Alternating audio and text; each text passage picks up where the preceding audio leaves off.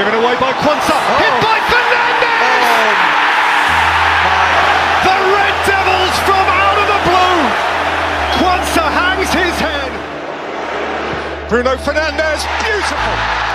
Oh boy, that's beautiful. What if I told you that the most influential player in the Premier League over the last 5 years isn't the most praised, isn't the most protected, and definitely isn't the most understood?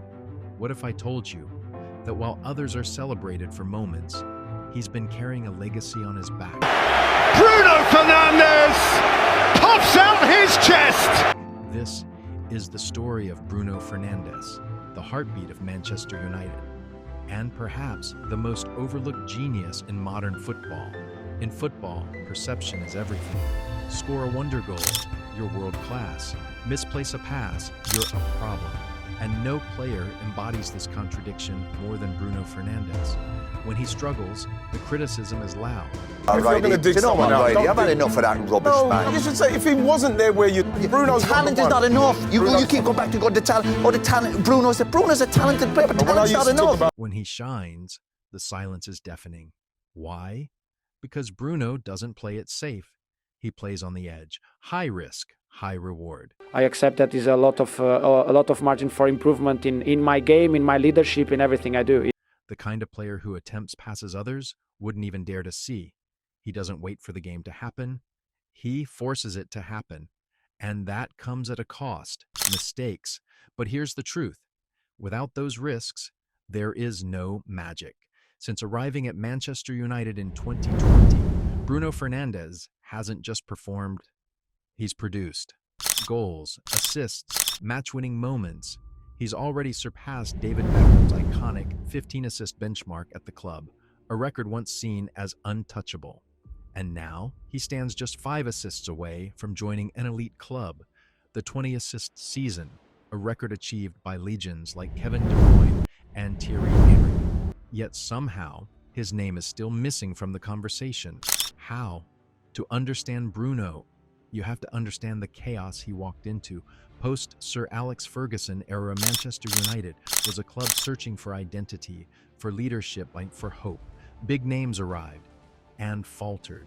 Even Paul Pogba, for all his brilliance, struggled with consistency. But Bruno, he didn't just adapt, he elevated. While others needed structure, he became the structure.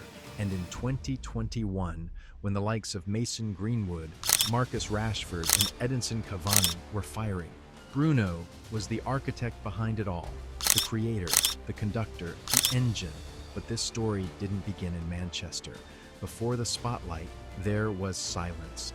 At Sporting CP, Bruno Fernandes was already elite, but underappreciated. In the 2017-18 season, 16 goals, 20 assists. The following season, 32 goals, 18 assists. Let that sink in. A midfielder, producing striker-level numbers, back-to-back Player of the Year awards, and yet the world barely noticed.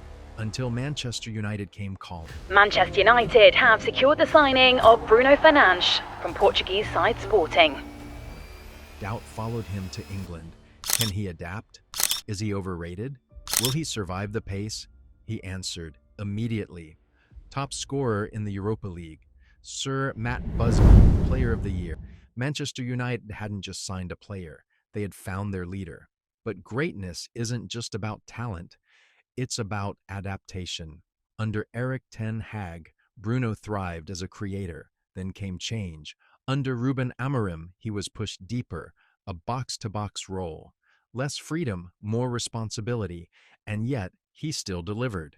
Because Bruno Fernandes doesn't disappear, he adjusts. Now, under Michael Carrick's system, we're seeing something different. Bruno unleashed, playing in his natural role. Dictating play, creating chaos. Alongside Casemiro, he's helping Manchester United rediscover rhythm, identity, belief. You've got Fernandes now. Any striker that plays for Manchester United must be licking the lips. Just the great players just on a wavelength. You don't have to speak. You don't have to say anything. It's just there, and he's certainly got. Take the recent clash against Aston Villa. First half, messy, disjointed, forgettable. But then Bruno happened. One moment, one vision, one decisive pass. He spots the run of Matheus Cunha, threads the ball through the impossible gap. Goal, 2-1. Game changed. Moments later, Benjamin Šeško seals it, 3-1. And just like that, Bruno Fernandes had done it again, ice cold from the penalty spot, fearless in possession, relentless in intent. Yes, his leadership has been questioned. Yes, his style can frustrate. But here's the reality. How many players in world football take responsibility like Bruno? How many demand the ball when everything is falling apart? At 31, Bruno Fernandes isn't slowing down because his game was never built on pace. It was built on intelligence, vision, timing, courage. But football is unforgiving. One day, the pace of the league will catch up. We've seen it before, even with greats like Kevin De Bruyne. But until that day comes, Bruno Fernandes remains inevitable. Overlooked? Yes. Underappreciated? Absolutely. Phenomenal? Without a doubt. So the next time you watch Manchester United, don't just follow the ball. Follow the man who makes everything happen.